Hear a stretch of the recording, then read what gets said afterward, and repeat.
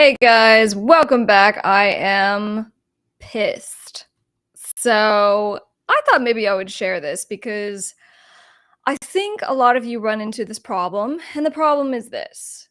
When someone, person, service provider, friend, acquaintance, anyone, tells you you owe them money, okay, and sends you a bill. And I've had this happen a couple times to me personally. The last time was like a month ago, and I had some like blood work done, and afterwards I always get a call from the doctor. You know what I'm saying? And then the doctor will be like, "Hey, this is what it means." You're like, "Here are the problems." And so it's just kind of normal. And this particular service provider had given me a follow up afterwards, and then I got a bill for $300 for that follow up. And I'm like, "Oh, well, not that I don't respect your time. It's cool. I just was a little surprised. I like to know these things. I like to know that I was, going to be billed." So that happened. And then I had another one happen where I received a bill actually today in the five figures. And this is what I'm going to share with you. Okay, so if you get a bill from someone, if you don't have a contract with that person, if you haven't agreed to pay any amount of money to a service provider for their time, for their services, they probably can't be billing you. And they legally can't enforce and say, well, we had a contract, because you didn't. In order to have a contract, you have to have an offer, acceptance, and consideration. They need to offer you something, you need to say yes, and then there needs to be an exchange of something of value, okay? So not only did this happen to me, but I actually had this happen to a few of my clients as well recently. So I'm like sending letters to people. I'm just like, "Hey, guy, we're not paying you this money, so take a hike." Anyway, welcome back. I'm top music attorney, Miss Krystle, and we have a great show lined up for you today. Make sure you come over to Top Music Attorney on YouTube. We are live streaming on all the places right now, so you can join our community here. And on social media, I'm doing a lot of things. I'm doing more of my viral stuff again that I know you guys like. So just more of my fun lawyer content. So make sure you follow Top Music Attorney on all social media platforms. And I know you guys have been streaming the podcast on Spotify. Thank you very much. I look at my analytics, I'm looking at the numbers, and you guys are listening. So I'm glad you're getting some value out of that. Okay. So I'll do a little run through of what we're going to be chatting about today. Let me do the intro. We'll be back. I'm feeling away today. We're going to have a show. I can just tell. Let me see if I can find this intro. There we go. I will be. Hi guys, I'm top music attorney, Miss Krystle. I'm an entertainment attorney, public speaker, and creator of the Top Music Attorney School for artists and record labels. I'm the owner of Dukes Up Records, and most importantly, I'm an independent artist. Don't forget to subscribe and turn on those bell notifications so you don't miss my weekly videos giving you my best tips on the music business, industry news updates, and teaching you how to stay legally protected. Let's go.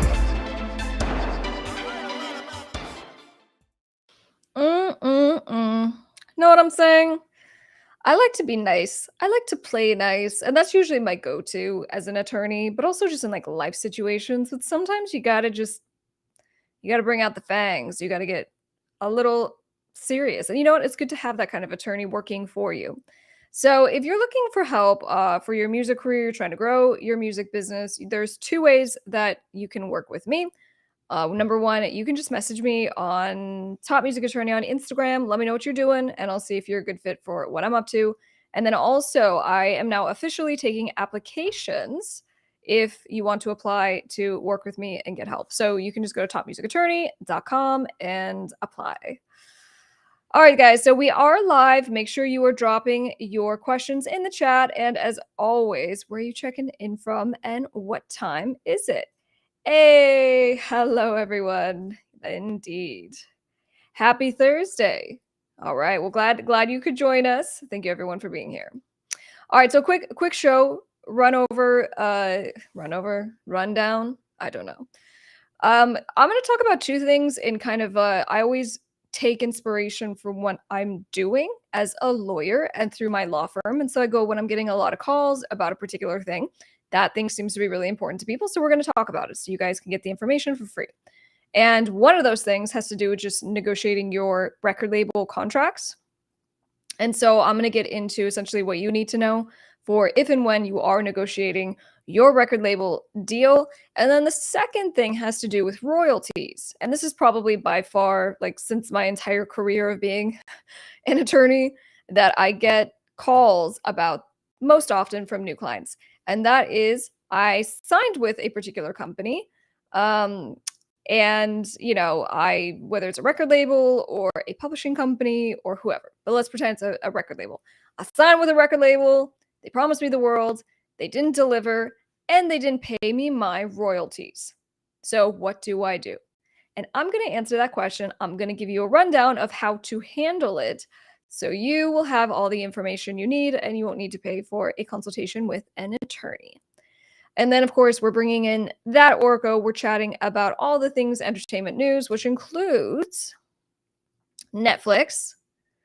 We talk about these streaming services on the show. Where's my gavel? That's the one thing I don't have the gavel set out. Let me set out the gavel. So we talk about Netflix and we talk about everything that's happening with these massive platforms because A, it's interesting.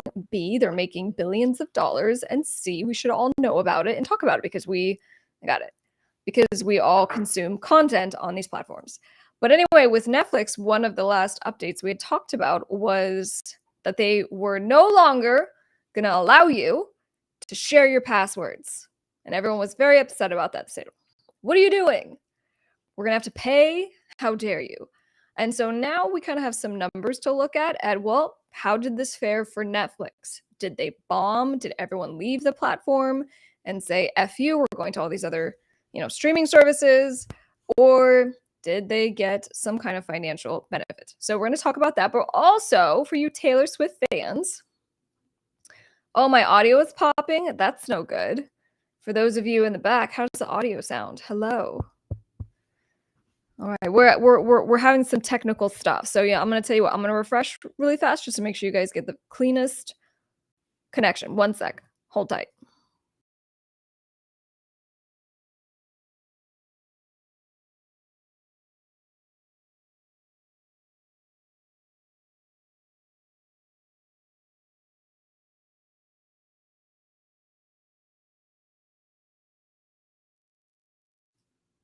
All right, I'm back. Hopefully that helps. We're trying.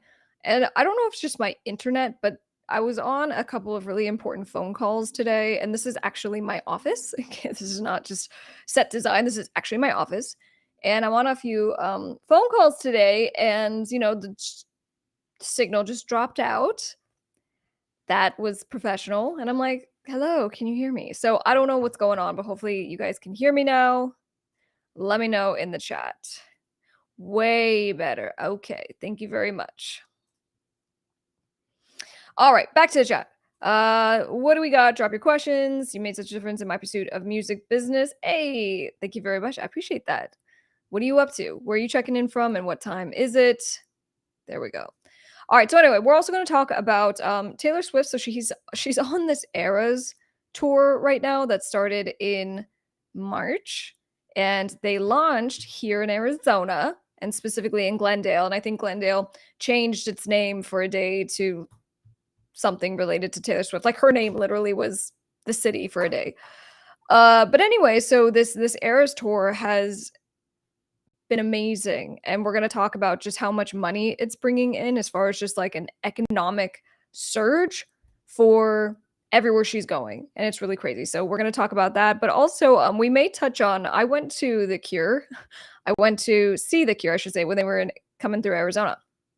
So they've been on their tour, and the last time we spoke about them was just kind of discussing that they were actively working to keep their ticket prices low. Right? So they weren't going to play the games that all, Ticketmaster and similar platforms do to just hike up prices, right? And just kind of price gouge people. And so once again, we now have the numbers of kind of how they did, and it's pretty crazy. So I'm excited to kind of jump into that. Swift City, was it Swift City? Yeah, it was something like that. That's probably it. Yeah. But they did in fact change their name for a day, so that's pretty cool. All right. So without further ado, I'm just going to jump in. I think I want to start with the royalties. Okay. So for you artists, music producers, managers of the creatives, you want to listen to this one. And this is why I'm gonna do it upfront in the show because you know what? After an hour of talking, I usually just start losing my voice. So I want you to get the best information on this one. We're popping again. Oh no. Oh no. This is just not. I'm gonna refresh one more time. Hang tight. If you love me, you're gonna hang tight, and I'm gonna try to refresh, and we're gonna fix this.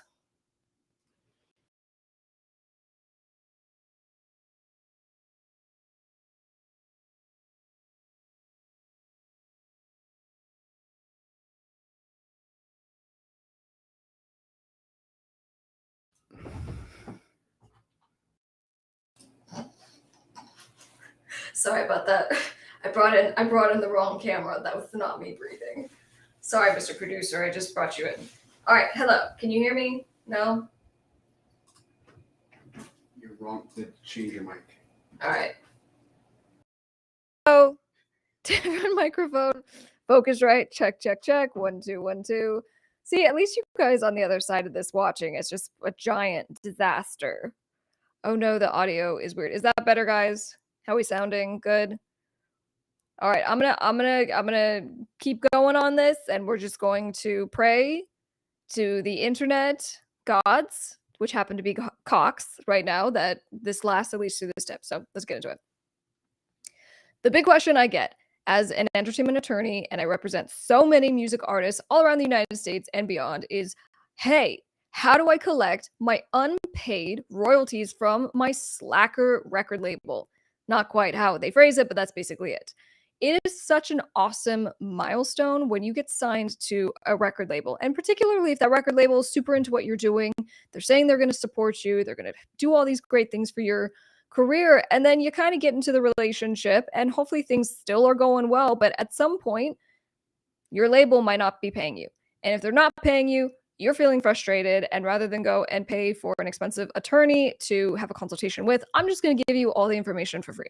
All right, so these are kind of my best tips and tricks for what I literally do representing all the musicians that I do and producers when dealing with these problems. So number one, we're always going to go back first and foremost to the contract.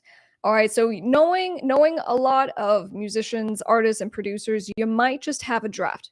My hope, deep in my heart, is that you have a signed copy of your contracts. But even if you don't, you probably have a minimum of a draft that was sent to you by the label. So whatever version you have, go back to the contract, and I need you to go to the section that talks about accounting and payments.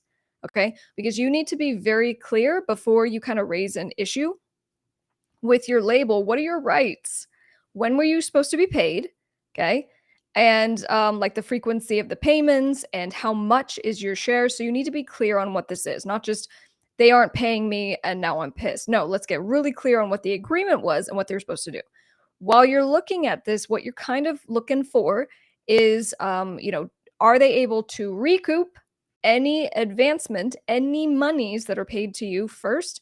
The answer 99.9% of the time is yes. Okay. The reason this matters is because if a label dumps $100,000 into the marketing of your album and you're 3 months into the release of the album, there's a good chance that the label is still recouping. So it's paying itself back from the first monies that came in.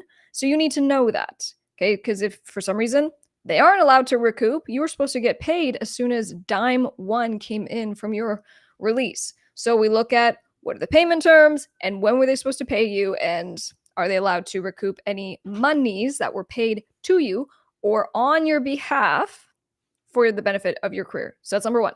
Number two, you need to go and document all the evidence that you have. So this might include, not might, this includes your emails, text messages, copies of your contracts, right? Even drafts, right? Drafts, signed copies. Put everything together because emails get hacked, emails get deleted, files get deleted, things get lost. So if you go through and actually save these things and then put it on like a Dropbox or a Google Drive, it is now somewhere else. So you have it in case this escalates. Because at the end of the day, we're talking about someone who has your money. And we care very much about what you're going to do to protect yourself, which includes compiling all your evidence, which you need to do anyway, but just in case it does escalate, this is how you're going to protect yourself. Okay. And then number 3, we're now, with all the information that we know about when the label was supposed to pay you, how much they're supposed to pay you, we're going to, we've documented communications thus far. We're now going to reach out to the record label. Okay. And we're going to keep this friendly. So please try to keep emotions out of this. This is the benefit of having an attorney, is because the attorney is just going to be kind of stone faced. And if you're, if they're going to do the thing and destroy the other side, they're going to do it still with a stern face. Like, emotion should not come into this for you as well. Now, it's kind of a tactic, right? Psychology here, because we don't necessarily want to just kind of create a difficult situation or piss people off. Who knows? So you just start from kind of a respectful tone and you just say, hey, I'm looking at the agreement. It looks like I was supposed to be paid quarterly, biannually, whatever. And I haven't received any payments. I haven't received whatever statements. And so you just allow them an opportunity to explain, okay? And to see if maybe there's some kind of like miscommunication going on, or maybe they're like, oh no, you're just not recouped, right? We gave you that 100K towards the marketing. You still owe like 20 grand. And then maybe they'll just provide you an accounting. So number 3 is you actually communicate with the record label. Now, at this point, there's a couple things that typically happen. Number 1, the label blows you off. They're too busy dealing with their newest, hottest artist that they just signed. They don't care about you. Okay. So they blow you off and they don't respond. Or, and this has happened quite a few times for some of my clients before they contacted me. Number 2, they do respond and they just talk down to you. They're disrespectful and they're like, what are you doing? Like, I don't have to account to you. And they don't try to make it better. Right. So those are the 2 kind of scenarios that you may run into. And again, third scenario, maybe they just respond and like, oh no, here we go. Or oopsies, we forgot to pay you. Here you go. All kinds of things can happen as far as just resolving it yourself. So you're communicating.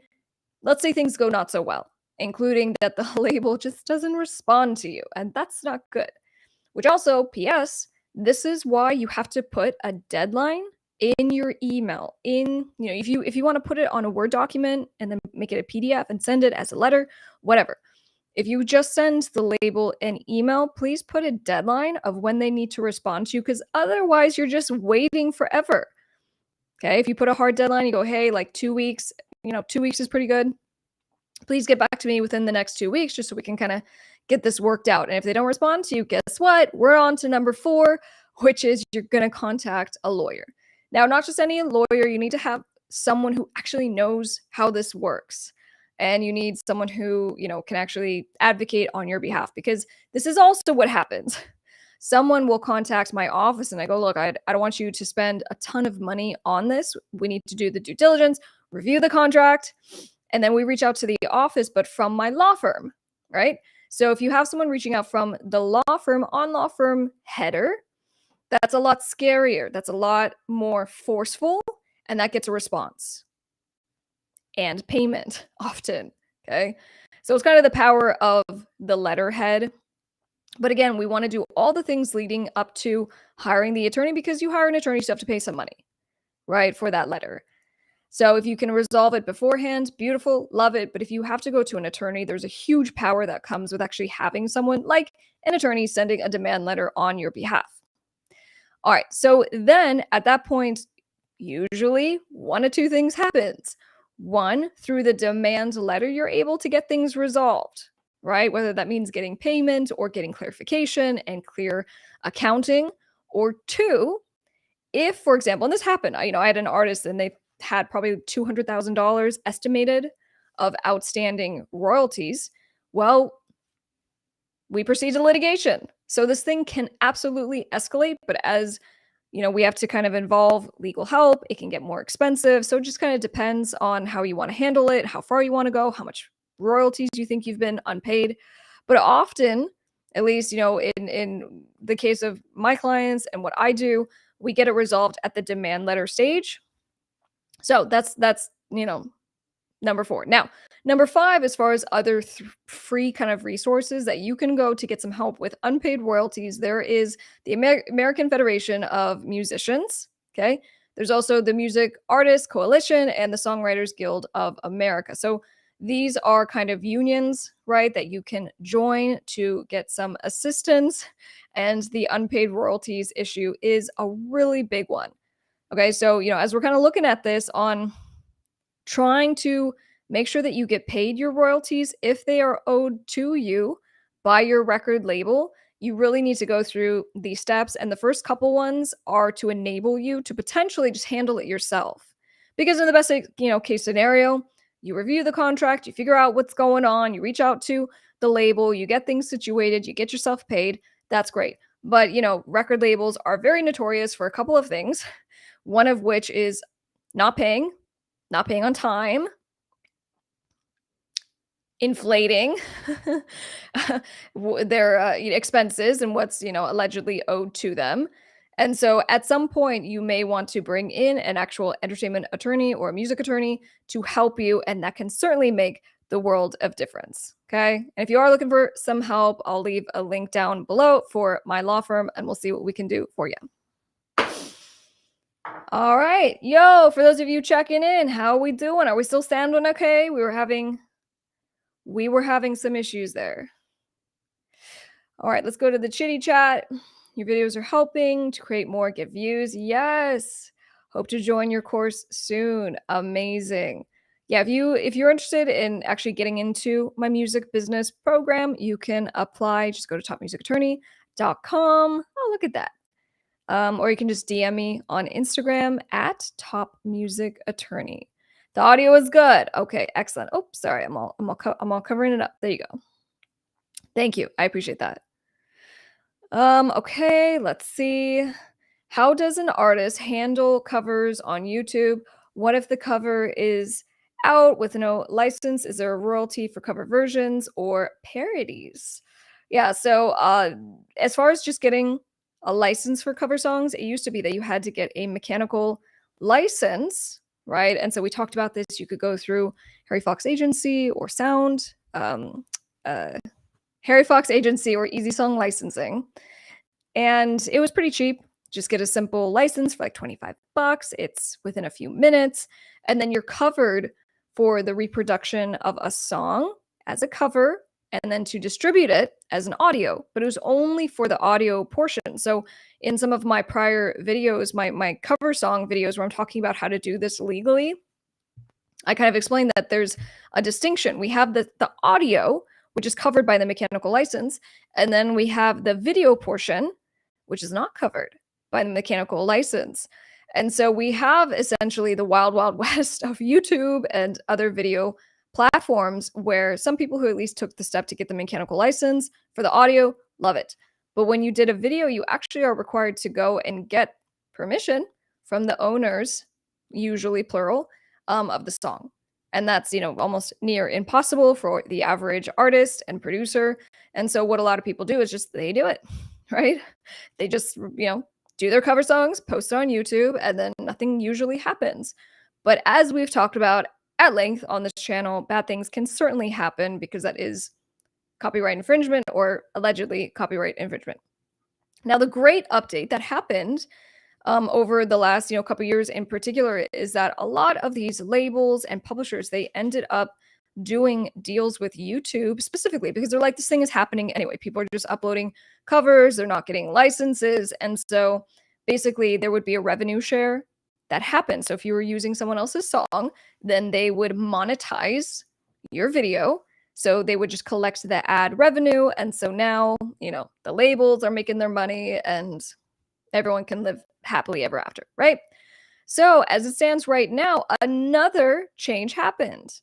And this is that there was a licensing collective that went into play in January of 2021. So what this means for you guys is that they're like, people aren't even getting the mechanical license.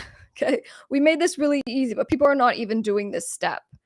And this is the thing that gets the original songwriters paid. Okay. So they set up the mechanical licensing collective in January of 2021. And so this is the new administrative body that collects the revenue for cover songs, for example. So anyway, long story short, the way it works now is that the music platforms, Spotify, Apple Music, right, Tidal, all these platforms are responsible for paying the mechanical licensing collective on your behalf. So the reality of where we're at right now is that you don't even have to get the mechanical license anymore. And for most people, nothing's going to happen when you do a video. So that's where we're at. It's a weird thing when you have copyright law and it's so old and having such a hard time of keeping up, and then you have like the most radical advancements happening with social media on a week to week, month to month basis. So in any case, that's kind of where we're at. I that's a good question, and I hope you found that helpful. All right, so let's move on. Let's talk about some news stories. Let me go through. I'm gonna bring in that Orko. Here we go. This is about to get crazy. Can you hear yourself? Yeah. Like, I mean, like talking right now. Yeah. So I gotta. So we are live on. I'm about to cut this right now. We were just live on Instagram, so we have a way to broadcast out. And so behind the scenes, I was testing, and we just broadcasted the show in your segment to Instagram Live, which was pretty exciting for the first time. Wow. Did it post to the profile? It says you can archive it. It just ended. So because we're in the split screen, it only takes the center of the screen. So I'm gonna discard the video, but it worked. There was quite a few people on Instagram joining and watching and commenting. But the thing of it is I can't mute it because it's broadcasting on the computer, so I can't mute it. So this audio is gonna come through and it's incredibly distracting. But that was pretty cool. I wanted to test that, and I was just like, let's just do it. 3, 2, 1. Let's just pull the trigger and test this thing out. Yeah, we forgot we were supposed to go live together because we said we were going to do this last week, and then we didn't. Yeah, today has been just a crazy day. Crazy day. Yeah, no, I have a student huddle for all of my students who are in my program every Thursday. And so I just was aware of the time, but I was doing, because I'm working all day. And so I was doing something, and then I literally looked up and I had 1 minute. That's not good because I have to like sit down, turn on the camera, turn on the lights, get into the Zoom call, Right. like get my notes ready, all the things. And so that's the kind of day it's been where it's just kind of like you had to go. Yeah, it's been quite a day, and I had been dealing with internet issues all last night, just trying to just relating to what you're talking about as far as getting things ready for the show, doing all kinds of show prep. So yeah, but happy that we all worked it out. Wherever you're watching from, we are broadcasting to many different platforms. As I said, we just went to Instagram, but we want you to come over here to Top Music Attorney on YouTube and make sure that you are liking and following there. That's where we release all of our content. Super exciting. And don't forget, we do have the audio version of the podcast on Spotify, on Apple Podcasts, anywhere that you get podcasts. We are there. Listen to those as well in the car, and stay learned up. Yes, indeed. All right. So let's jump in. We're talking about Taylor Swift. Sounds great. Let's get my note. I have a note about just Taylor one Swift. Just one note. I have one note to share on this segment about Taylor Swift. Taylor. Got it. Hold on, cut it. So did you hear the update about Taylor Swift's Eras tour, which is that she is annihilating numbers and she's coming for Beyonce, actually. Yeah. All right, so her fans, like from what I've seen on social media, her fans are so amazing. I just love, what are they, Swifties? Swifties, hardcore. Yeah, so let's just talk brass tacks here for a sec. So the Eras tour has already, since March, has already grossed over $300 million. And, you know, they're going to August. So it's a 5-month tour. Amazing for Taylor to be doing this. Like, her stamina is insane because I think each show is over 3 hours long that she does. They're huge production show. I'm sure everybody is, if you haven't been lucky enough to get a ticket, because you see those videos going viral too, just people just sitting there, just refreshing their phones, just trying to get in, waiting forever, just trying to get a ticket. But I'm sure you've seen footage from the show, and it is quite a production spectacular. Yeah, well, and this is resulting in just massive spikes in like the economy for the United States. And you see these cities who are like, we haven't seen this kind of influx in tourism, but just general money, right? Tourism, big events bring in a lot of cash flow. Like even when Super Bowl was here in Arizona, we were pitching the state to get certain permits. And and one of the things we had to look at is just like, look at how much money the Super Bowl is going to bring. So please give us Right. what we need so we can do this. But Right. anyway, with what she's doing, what was it? So Beyonce's record for her Renaissance tour was a jaw-dropping $2 billion earned, right? Yeah. And so with Taylor Swift, she's looking at, I think it's 1.6 billion, so she's Right. just behind Beyonce. But what she's doing for these cities is incredible. I mean, they're saying that they haven't seen these numbers since the pandemic, since before then. And the average, I think I was seeing they had all kinds of surveys of asking fans things, and I guess the average concert goer to Taylor Swift, you Swifties out there are spending $1,300 per show for Yeah. tickets, for your outfits, for your travel, your food, and they're saying that that's $720 higher than their intended budget. But then they polled them again, and it said that 71% of them said that it was worth it, and 91 said they would do it again. That, I mean, because she's putting on these shows. People love Taylor Swift, and I even read somewhere that when she goes to these cities, she's also like doing stuff for the city. She's Right. also helping the Right. economy, like charitable work and things like that. So pretty cool that these tours are doing crazy. And you mentioned Beyonce. She did a show in Sweden. So this is worldwide, this impact of just boosting economies everywhere. And Beyonce in Sweden, she did 2 shows, and the hotel prices soared, and inflation saw a 0.2% bump that month, which is very rare. One of the chief economics said. Pretty Wow. crazy. Wow. Yeah, because I was thinking we went to Las Vegas. That was the last show festival. So we Right. went to the Sick New World festival, and that trip probably cost like $1,200. So I'm wondering if they're making the $1,300 per show that Swifties are paying also for locals, right? Because they're like, some of it includes outfits, travel, Yeah. food. But I'm just wondering if they're kind of going big on the merch. And then also, what does that even look like? If you are doing merch and there's what, like 50,000 people in an arena show, Depending on what arena. like, just imagine that. So anyway, that's how we get to, we're at $300 million gross, with an estimated 1.6 billion estimated, once we get to the end of this. Yeah.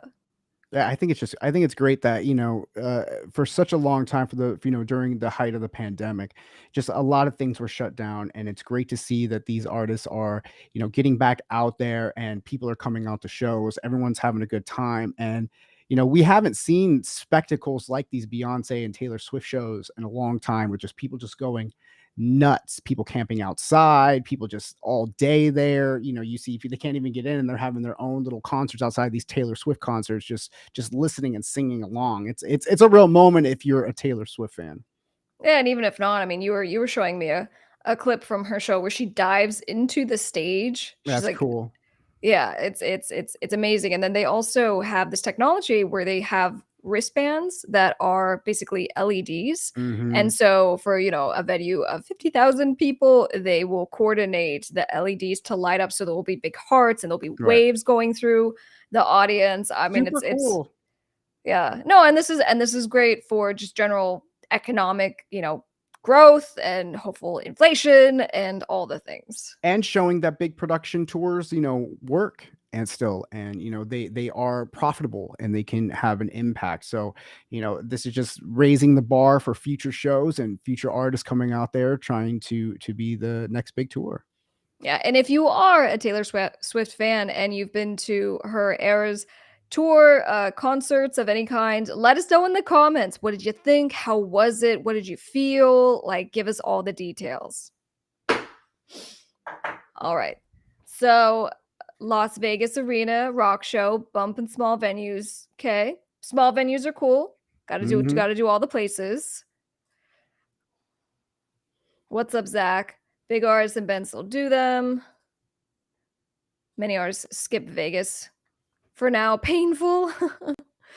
That festival was fun though. It was hot. It was It was outside. a lot of, yeah, we spoke about it before, but that show was just insane. Like summertime outdoor shows, like in Vegas, or where we live in Arizona, is just like it's brutal. It's brutal. Well, and in Vegas, we also, for this festival, we got the VIP treatment, right? So we did the upgrades and things like that. So that meant we at least had some parts that were like shaded and there were some misters and things like that, and we were still dying. Yeah, I'll tell you what, if we didn't have those upgrades, like I would have been out. I probably would have went right back to that hotel. Right back to that hotel because it was just there was points where I totally thought I was gonna pass out. It was just so hot and without shade. But so upgrade yourself at these outdoor festivals if you can. It's a lot more comfortable. That's right. Yeah, James says it is very, very hot. What are we at? 112? I saw on we were like Was it? 118 almost. No, it was like 119 or something a couple days ago. It was like the high we beat a record or something like that. It was Yeah. crazy. Yeah. We had the hottest day already. All right. Anyway, let's move on. So you and I went to go and see The Cure recently when they came through town, and now we got some updates about how their tour went, and I'm very excited about this. So This they is awesome. Shows of a Lost World tour. Yeah. And, obviously there was a lot of buzz going around. We covered this because the band was selling their tickets surprisingly low. And they're being very fair, very loving to fans, like Right. no one has ever seen. But they managed to achieve the highest grossing tour of their career. And I think they sold 547,000 tickets for a remarkable $37.5 million. And let me tell you, like that was pretty exciting. I mean, Robert Smith was going really hard. When he just kept making it very clear that he was just tired of all these crazy fees and just these crazy high ticket prices, and he was just really looking out for the fans.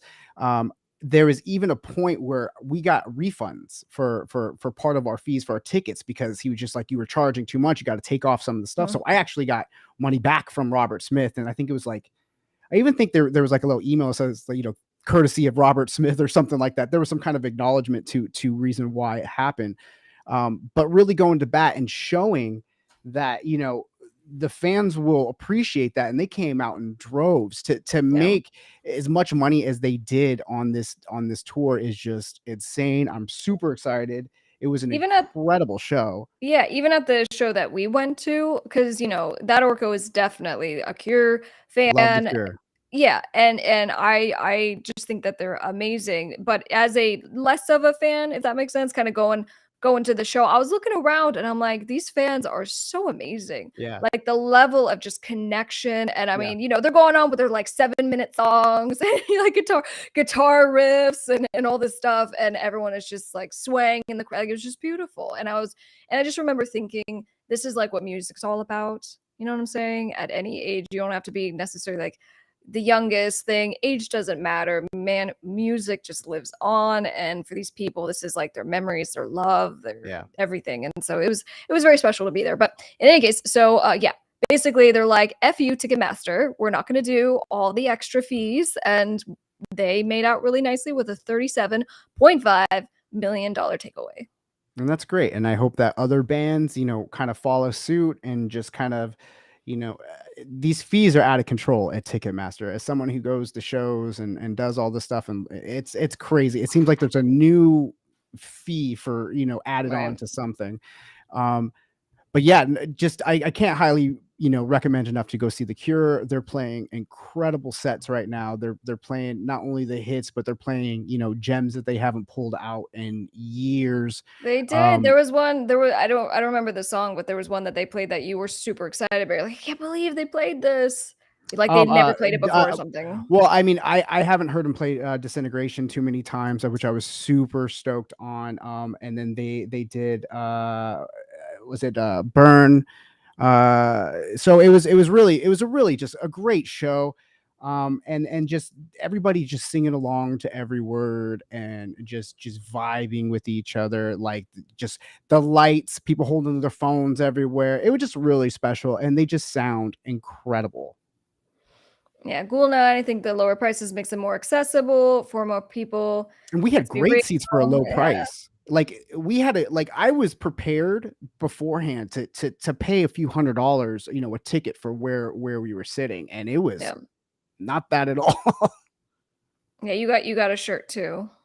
Yeah, I got a shirt. Yeah, and we actually have friends that are following them around. They're like on their 8th or 9th show, following them just around the country, and then I think even in Canada. So I mean, their fans are hardcore. Yeah, and Bias makes a good point. When you can buy from the band, get that merch, and definitely go check out The Absolutely. Cure when you can. All right.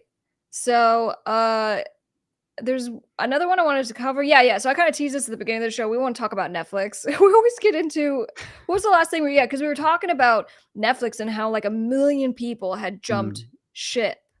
And in fact, let me start this segment so we can do this properly.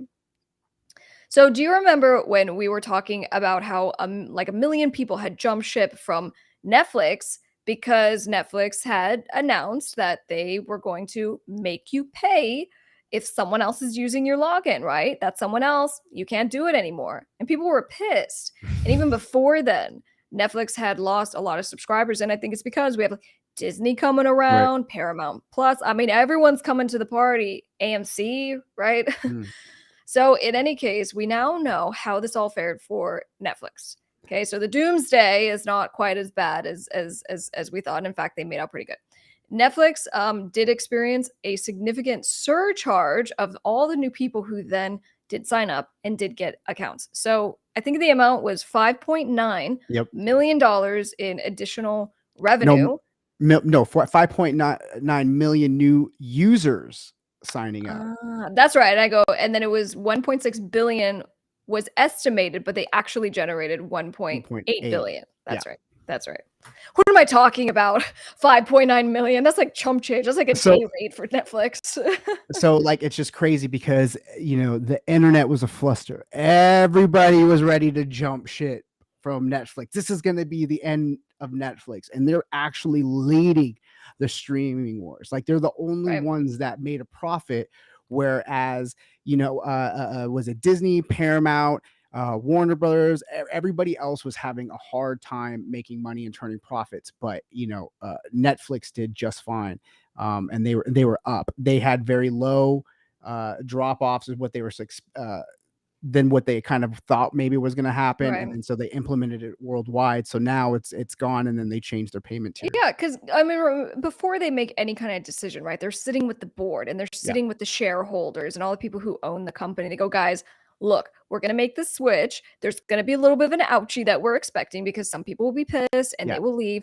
But in the long term, we're betting we're going to make more money. And at least as of now, that turned out to be the case. They're not going nowhere. Like I kind of knew it too. No one's going anywhere. What are you gonna do? You got shows you want to watch. You're gonna come back for the Stranger Things. You're gonna be like, oh, I'll just come back for a month. It's like, stop. Yeah, Eric, exactly, Eric. I stayed with Netflix. They're Yeah, like a yeah. toxic ex. Yeah, yeah. You're gonna stay. They're gonna have shows. I mean, we're still watching reruns in Netflix and stuff all the time. What are we going through? Like Breaking Bad again, and, and Mhm. Seinfeld's always in there.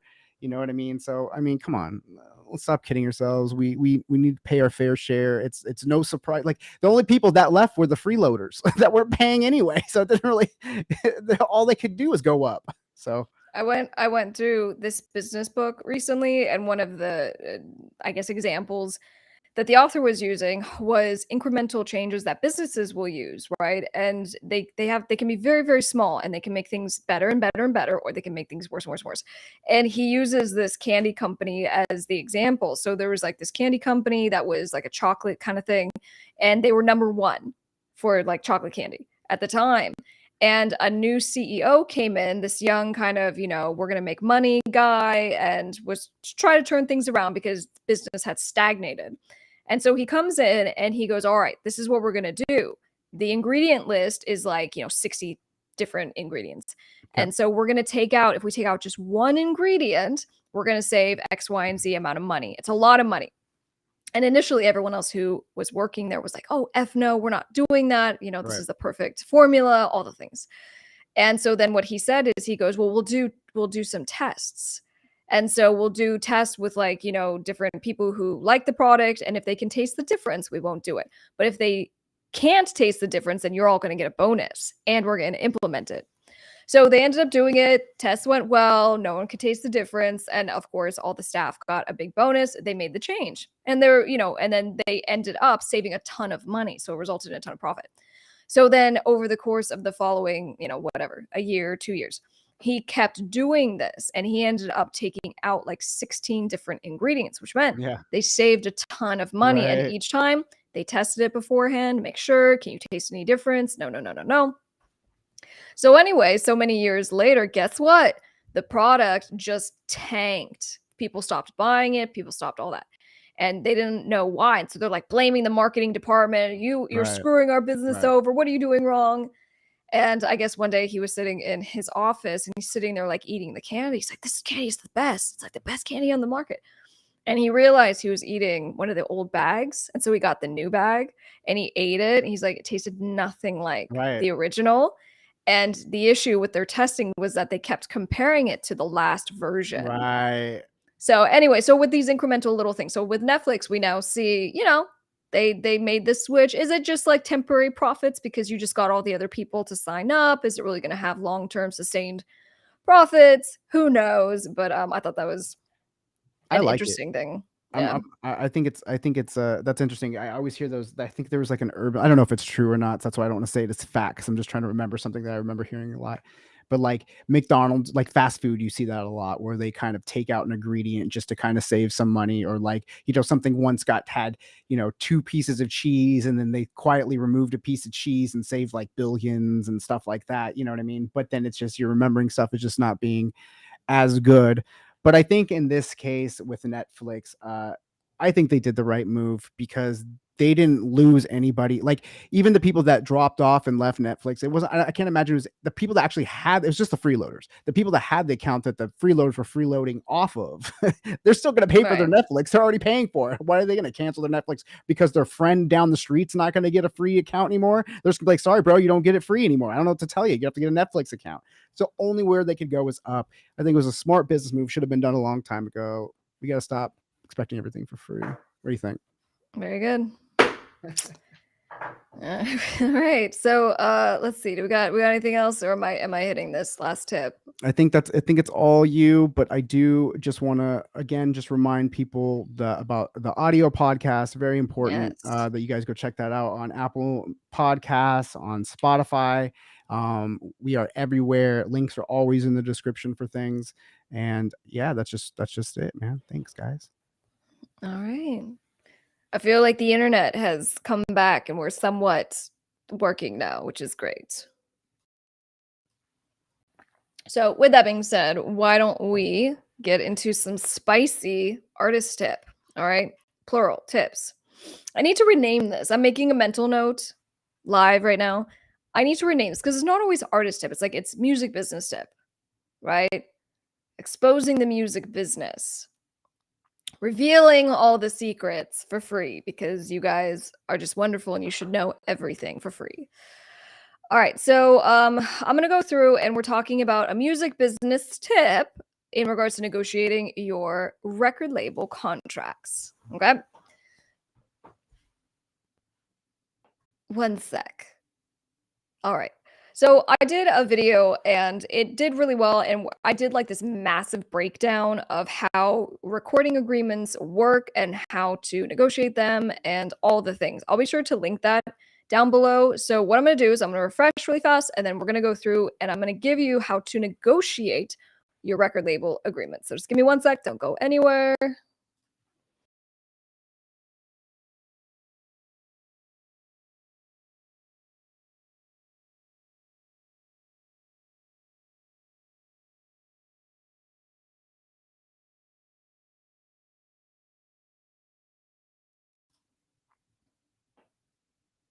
Okay, here I am. Thank you very much. All right. If you guys have any questions, drop them in the chat because when I'm done with this segment, I'm going to go back, chat with you. So anything that I missed, please let me know. If you have a recording agreement right now, congratulations. That means you've received an offer. You hopefully got through the initial kind of negotiation point, and now you're looking at your potential agreement to partner up with a record label. That's fantastic. Now, what I need you to understand is that when you sign a contract, you are signing something that may tie you to another company for a long time, a lot longer than you might even realize. And then you never know how things are going to go. Even if someone's really courted you, I mean, it's like dating analogy. I always use that. Just because it went great on the first date or the first 10 dates, it doesn't mean that getting married is the thing to do, right? So if you're going to get married to the record label and you're going to sign a contract, please understand a few really important things, which I'm going to discuss in this video. As an entertainment attorney of 9 years, I have done thousands of recording agreements on both sides. I've represented the artists, I've represented producers and record labels, and I know all the things. And I know all the ways that they try to get you. So we're going to discuss it in this video. So number one, you got to read the fine print. Now you're like, what do you mean? I mean, basically the entire contract is fine print, but the most important material terms of the contract are things that just get glazed over. And I don't understand this. If you are reading this agreement for yourself, then I need you to really pay attention to these specific things, because where your eye is probably going to go is how much money are you getting, right? When are you getting paid? How long is the agreement? Some basic things. But here's the stuff that gets missed as fine print details. So the first is going to be options. Second, the termination. All right.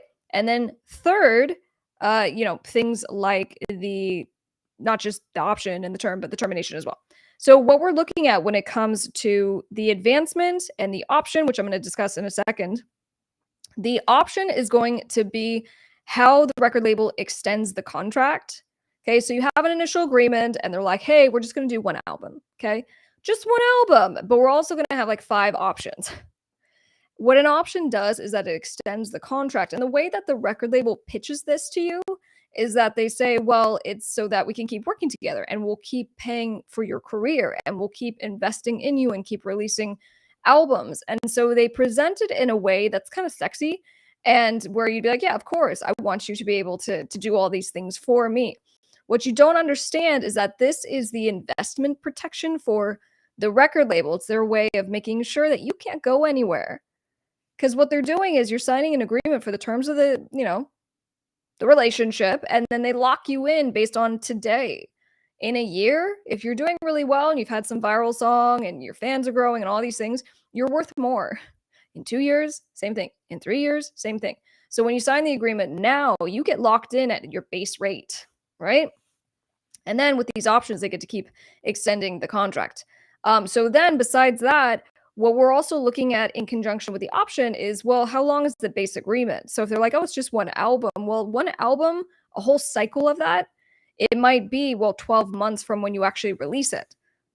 So you have to go make the thing. Maybe that takes 9 months. Then you release it. Then another 12 months have to lapse. And then they have like 5 options. So you're in a relationship with this lady in our girlfriend's relationship scenario for a really long time. Okay. And maybe during that time, things don't go well. They aren't working for you. They aren't responding to you. They aren't giving you statements or royalties. All kinds of bad things can happen. So it's really important that you read the fine print. Number 2, you need to determine what your deal breakers are. Okay, so what are the things that you just aren't cool with? And you need to be super clear with that up front, because if you're not, you're just going to end up wasting time and money. Because hopefully at some point, right, you're sitting down, you're reading this contract, maybe you're even paying someone else to look at it for you as well, a professional, right? Before you do all of that, you need to have a discussion with the label and say, look, like if one of my things is I won't accept any deal that is less than $100,000, because maybe record labels are going to own your music. And so if that's a deal breaker, don't waste your time. If they're not going to offer you that, don't go any further. If maybe your deal breaker is that you don't want to give up ownership of your music, and the record label is like, well, no, we need to own the music. Done. Stop talking. So, you need to kind of have an idea of what your hard lines are, and so that way you can save your time and your money.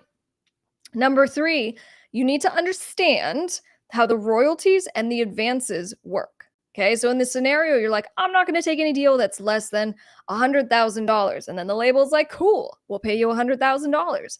Well, that's an advance. And we use that word advance. It's not a gift. It's an advance because it's a loan.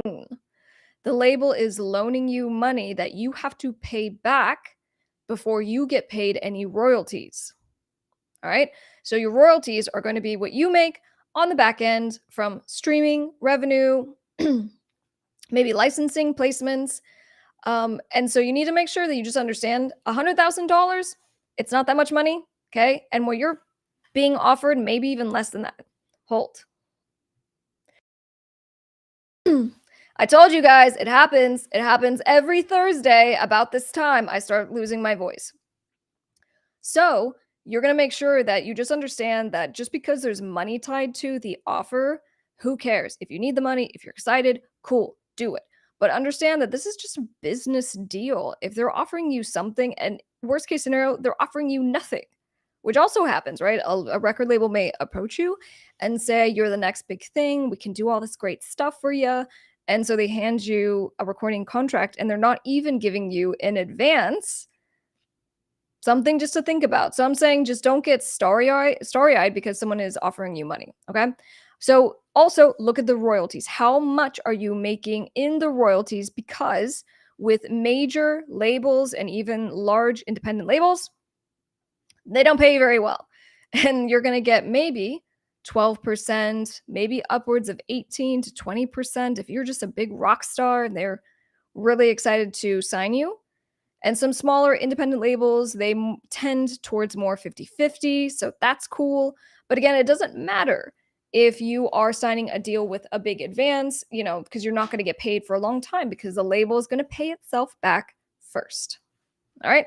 So next, when it comes to kind of looking at your record label offer and deal, you really do need to avoid as much as possible not only the options, which we talked about, because again, the options are how the label is going to keep extending the contract forever and ever and ever, but not to avoid just falling into the trap of the carrots. Okay, so carrots just meaning these are the things that they use to get you to sign. Now, with my clients, I've had labels do all kinds of things where they fly people out or they fly the potential artist or band to where the label rep is at, and they'll take you out.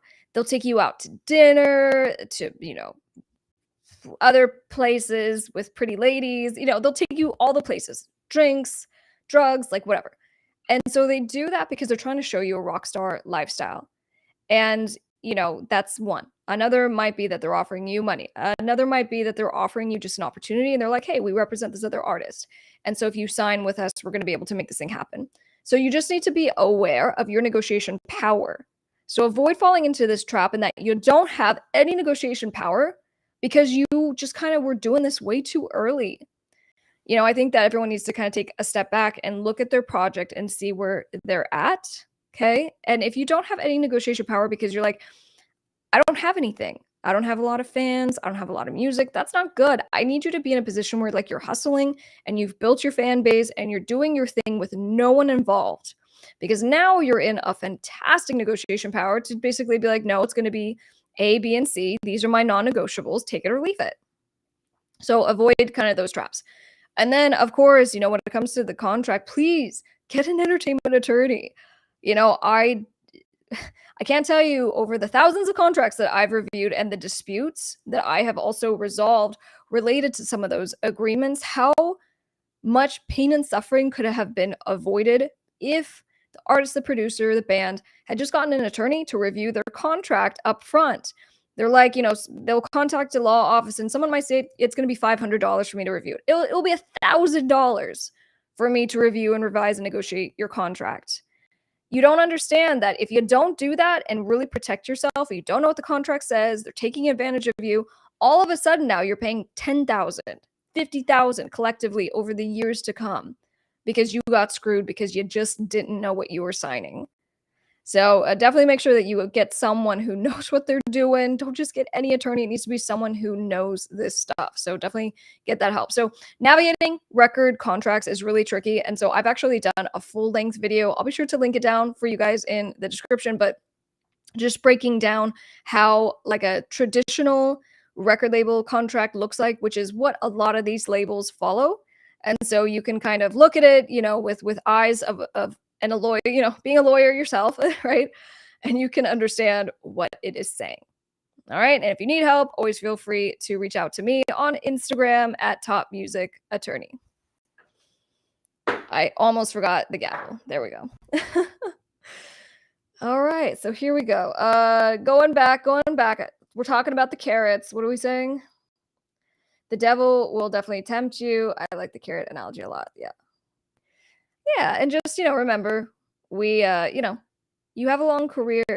You have a very short career, but you have a very long career. And especially when I have like an 18-year-old contacting my office because they had a song go viral. Hello on Instagram, by the way. We're streaming right now. They had a song go viral and maybe they have like 50 million plays on something. And so now they're getting a lot of offers from record label companies, from managers, and I'm just like, man, everyone's just trying to not manipulate, but they're giving you the starry-eyed treatment. They're just trying to, talk in your ear and all these things, and they will equally kind of drop you if your numbers start going down. So you really need to build a team. You need to sign with a company that you feel really good about. Don't just sign anyone that comes along. So loyalty is in fact very important. Yes. All right. Yeah, see, I got the gavel. No problem. All right, guys, I'm losing my voice. Mr. Producer, what do we got? What do we got on the music video? So while he gets that to me, just remember, come say hi on the socials. I got so much content for you. I can barely keep up with myself. Make sure to listen to the audio podcast on Spotify. Just search Top Music Attorney. We got some merch for you. I didn't bring my mug today, but if you want to have the official Top Music Attorney mug, it could be yours. I was thinking about getting mugs actually for my law firm. I have to think of some cute, fun ideas for that. And then also, if you want to apply to, work with me and to get training specifically on the music business, to get your contracts, I got you covered on all of that. So you can do that by just going to topmusicattorney.com or just DM me on Instagram. For those of you watching on Instagram, say hi. All right, last but not least, make sure to listen to all the music things on Miss Krystle. So just search Miss Krystle on Spotify, Apple Music, all the places, because we're doing Disney songs right now. I did a Cinderella dark pop cover, and now I'm working on the next one. I haven't announced what it is, but I shot it last weekend and about passed out because we were shooting without air, and then the shoot got delayed, and we were shooting till like 4 a.m. and that was just really past my bedtime, so it was rough. But I think we're gonna let's watch the Disney one. Why not? I'll be in the chat. Thank you guys for being here. I love your faces. I will see you next Thursday at 5:30 p.m. PST. 5 p.m. What time do we do this? Is it 5 or 5:30? Oh, 5. My bad. All right. 5 p.m. PST. And I'll see you guys then. Peace.